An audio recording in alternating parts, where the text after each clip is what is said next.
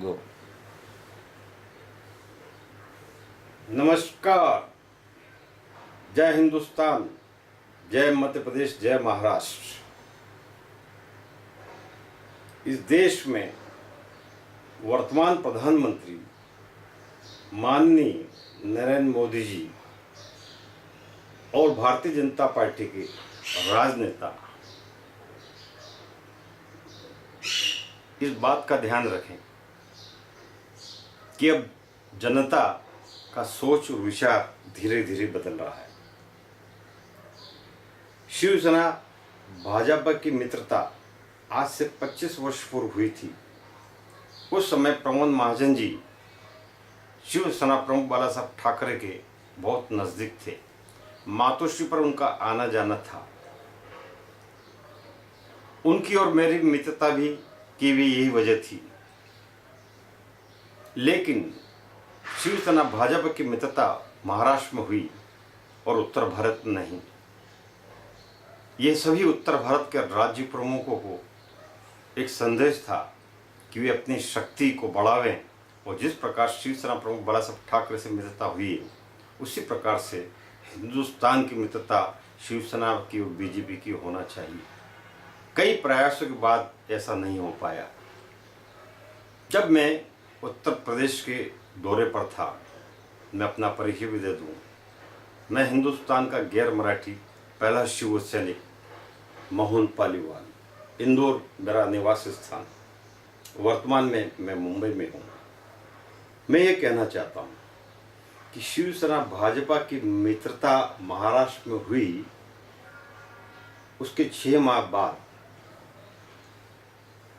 उत्तर प्रदेश के दौरे पर मैंने कहा था आज से 25 वर्ष पूर्व कि शिवसेना की भाजपा का मित्रता ये शिवाजी और अफजल खां की दुश्मनी में बदल जाएगी। ये 25 वर्ष पहले मेरी बात कही हुई ये महाराष्ट्र में साबित हो गया। इस वर्तमान में महाराष्ट्र में विधानसभा के चुनाव हुए। शिवसेना के मुख्यमंत्री मनोहर जोशी थे, गोपीनाथ मुंडे उप मुख्यमंत्री थे। उसके बाद फिर राजनीतिक परिवर्तन आया। कांग्रेस की 10 साल सरकार रही और फिर से एक जो लहर थी, जो कहा जाता है कि लहर है भारतीय जनता पार्टी की, मोदी मुख्यमंत्री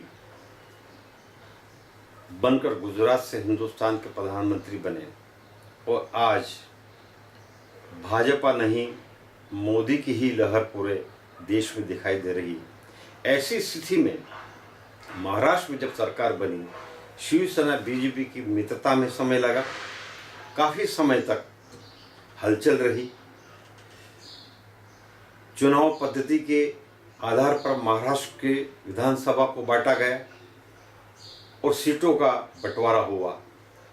ऐसी स्थिति में भी शिवसेना यहाँ पर अच्छा प्रदर्शन और कार्य कर रही थी। शिवसेना प्रमुख बाला साहब ठाकरे तो हमारे बीच रहे नहीं, लेकिन आज भी उनकी आवाज़, उनकी छाया इस महाराष्ट्र में है। शिवसेना भाजपा की मित्रता गठबंधन में समय लगा, चुनाव हुए और चुनाव के बाद ये देखने में आया कि महाराष्ट्र में भी भारतीय जनता पार्टी का गढ़ बन गया है। आज 100, 110, 15, 20 विधायक बीजेपी के हैं और काफ़ी शिवसेना के परिश्रम के बावजूद भी 63 विधायकों का चुनना जाना यहाँ पर हमारे लिए बड़ी बात थी। किंतु जिस प्रकार से भाई भाइयों में, हिंदू विचारधाराओं में जो विवाद आया वो मुख्यमंत्री पद का था। आज मुख्यमंत्री भी यहाँ के भारतीय जनता पार्टी के हैं। हम 1 नंबर पे थे, हम 2 नंबर पे आए।